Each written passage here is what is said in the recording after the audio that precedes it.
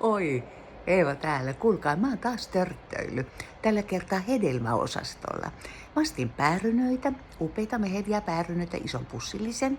Vein sen vaalle ja hops.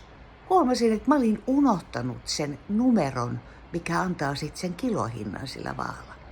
No, mä ajattelin, että mä ihan nopeasti tuossa 4-5 askelta otan ja menen tsekkaamaan sen numeron tuolta laatikosta.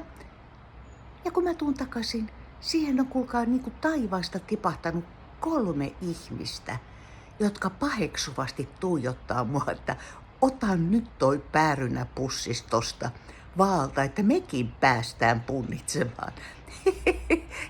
Joo, että seuraava kerran kun te kuulette minusta, niin se saattaa olla semmoinen otsikko, että eläkeläinen saanut porttikiellon ruokakauppaan. Moikka!